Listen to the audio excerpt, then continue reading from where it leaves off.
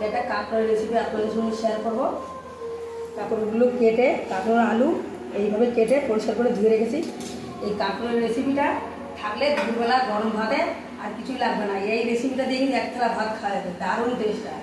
তা দেখতে থাকুন এই কাঁকড়ার রেসিপিটা আমি কেমন করে বানাই। এই কাঁকড়ার প্রথমে লবণ হলুদ মাখিয়ে নেব। পুজো টুজো আছে তাই গান চলছে। লবণ হলুদ ভালো করে মাখিয়ে নেব।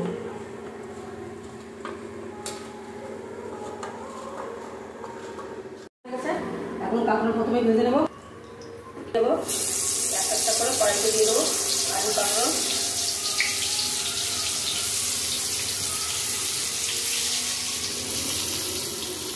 ভাজা হয়ে গেছিলো উল্টে দিয়েছি, ভেজে নেব। কাঁকড়াগুলো ভাজা হয়ে গেছে, তুলে নেবো। এইভাবে বাকি কাঁকড়াগুলো ভেজে নেব। ভালো করে ভেজে নিয়েছি, এখন তরকারিটা বসাবো। কাঁকড়া ভাজা তেলের মধ্যে একটু তেল দিয়ে দেবো, জিরে শুকনো লঙ্কা।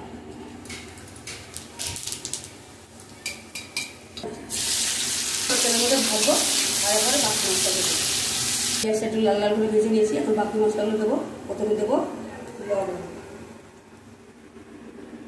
দেবো হলুদ। তরকারিটা একটু মিষ্টি মিষ্টি হবে।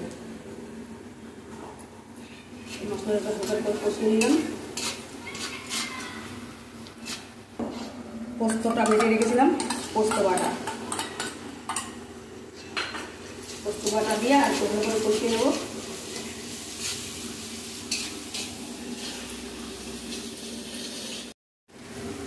চিনি দিয়ে দেবো। কাঁকড়ের তরকারিটা একটু মিষ্টি মিষ্টি হলে খেতে ভালো লাগে। খুব ভালো করে মশলাটা কষিয়ে দিয়েছি, খুব সুন্দর করে মশলা থেকে তেল ছেড়ে দিয়েছে। এখন জল দিয়ে দেবো।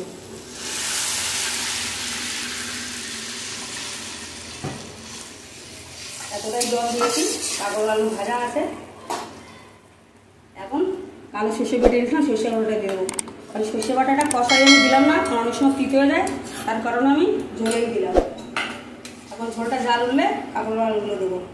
ঠিক আছে, ভাজা কাঁকড় আলুগুলো দিয়ে দেবো। কাঁকড় আলুগুলো দিয়ে একটু নেড়ে দিয়েছি। এখন কিছুক্ষণের জন্য একটু ঢাকা দিয়ে দেবো। কাঁকড় আলুগুলো আমাদের কাঁকড়ার তরকারিটা রান্না করা হয়ে গেছে। এরকম মাখা মাখা থাকবে, গ্যাস অফ করে নামিয়ে নেব।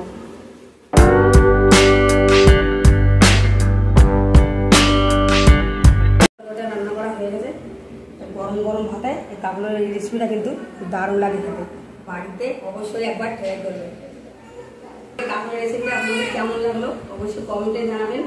বেশি বেশি করে বন্ধু বান্ধব সবার সঙ্গে শেয়ার করবেন। আর আমার চ্যানেলটা সাবস্ক্রাইব করে এভাবে আমার পাশে থাকবেন। এত সময় ভিডিওটা দেখার জন্য সবাইকে অনেক অনেক ধন্যবাদ। দেখা হচ্ছে পরের ভিডিও। এত সময় নমস্কার।